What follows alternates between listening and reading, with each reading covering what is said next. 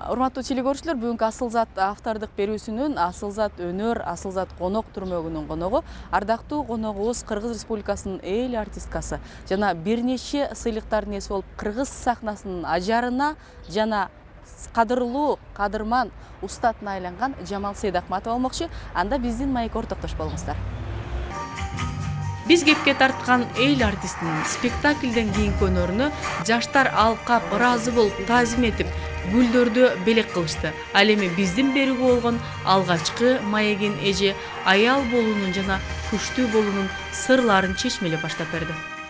Эми ар бир адам төрөлгөндө баарын билип, баарын сезип жаралбайт экен да.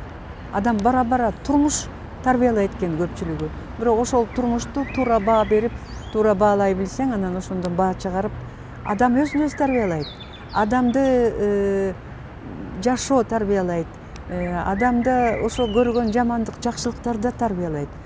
Мени ал иш дагы ошого кошулуп, театр ойногон ролдорум тарбиялады, чынын айтканда. Окуган китептерим тарбиялады, уккан музыкаларым тарбиялады. Атам энемдин тарбиясы менен бирге, мектептин тарбиясы менен бирге, окуган жеримдин, иштеген коллегаларым илгерки кыргыздын корифейлери менен чогуу иштештим академиялык театрда.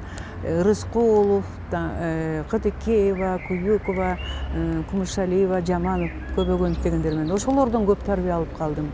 Баягы Кыргыз маданият майданында Жамал Сейдахматованы тажрыйбалуу актриса катары билишет. Кийинки мезгилде өзүңүздү режиссер катары, театр жетекчиси катары сынап жүрөсүз да. Ушул өңүткө келишиңизге себептер болсо керек. 54-55 жылга кетип баратат иштегеним. Аябагандай чоң тажрыйба болду да, чынымды айтайын. Мен оюмда жок мындай режиссер болуп кетейин деген. Бирок мен өз алдынча театр түзүп кеттим да. Ал театрдын өз жүзү болуп калды. Мен ошо каалаганымдай режиссерлорду чакырып, ошолорго койдуруп аттым. Бирок кийинки кезде мен мынакей 4-жылга кетти, балдар окутуп жатам. Анан мен балдар менен бирге, мен өзүм ошолор менен иштеп жатып, алар менен чогуу чыгармалар жасап жатам. Анан айла жок, кээде өзүм киришиге туура келип калат да. Баягы Шекспирдин бир жакшы сөзү бар эмеспи? Турмуш өзү театр, ал эми биз анда ойноочу актерлорбуз депчи. Ушул сөзгө актриса катары берген бааңыз? Туура, анын үстүнө биздин турмуш деги эле театр болуп калды да. Шекспирдин трагедиялары көчөгө коюлуп калды. Көчөдө ойногон кээ бир саясатчыларды көрсөң, уникальный артисттер. Биздики кичине башкачараак да. Биз баягы биз өзү каармандын образын бергенге тырышабыз. Бул жакта өзү эле театр болуп калды. Ошондуктан ошо Шекспир айтса керек туура. Жаш дүйнө бул театр, артисттер ошо адамдар деп. Мухтар Шахановдун бир жакшы айтымы бар да. Баягы аял болуп сулуу болбо, от болуп жылуу болбогонго тети, ал эми аял болуп сулуу болбо, табигатка болгон чыккынчылык деп.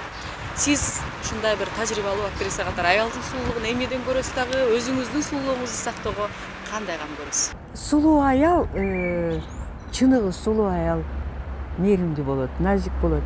Жүрөгүнөн кандайдыр бир